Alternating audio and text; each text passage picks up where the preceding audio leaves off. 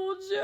On a assisté au dernier match de Cristiano Ronaldo en Coupe du Monde. Le Portugal est éliminé 1-0 face à l'Espagne en 8e de finale. J'ai envie de chialer. Cristiano Ronaldo qui est mon joueur préféré depuis toujours.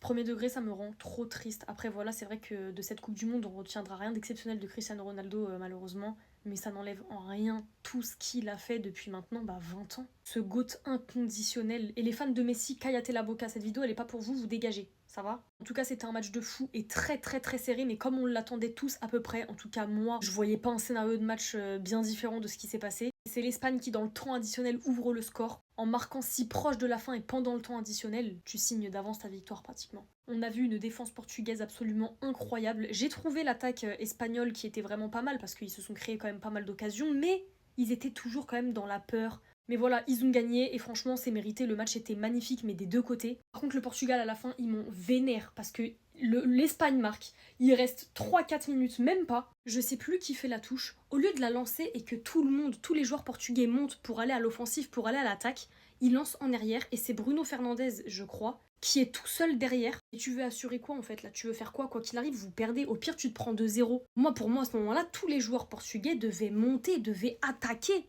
Le gardien, je trouve qu'il est sorti de ses cages super tard pour apporter du soutien à son équipe. Là, à 30 secondes de la fin, là, juste avant que l'arbitre il siffle, il se faisait tourner encore la balle de l'autre côté. Mais là, à ce moment-là, faut... Enfin bref, brisage de cœur. C'est officiel, c'est réel, c'est réellement la fin de Cristiano Ronaldo. Ah les gars, c'est la fin d'une ère. Hein. Là, 2026, Neymar, Ronaldo, Messi. Et après, attention, il y a une magnifique génération qui est déjà en place et qui a encore beaucoup à offrir. Mais c'est dur. Neymar hier soir, Ronaldo ce soir. Et je finis cette vidéo avec mes chouchous d'amour qui sont également éliminés de Coupe du Monde. Vitinha, Ramos, Mendes, Joao Neves.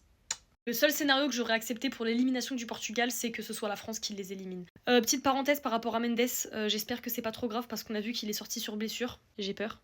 En tout cas, Ronaldo dans mon cœur. Avant d'être Farah Mbappé sur TikTok, j'étais Farah Ronaldo sur Facebook. Mais bref, les gars, abonnez-vous, partagez cette vidéo et surtout n'hésitez pas à me dire en commentaire ce que vous avez pensé du match. Ah oui, et du coup, l'Espagne affrontera en quart de finale soit la Belgique, soit les États-Unis et ça, on le saura ce soir à 2h du matin.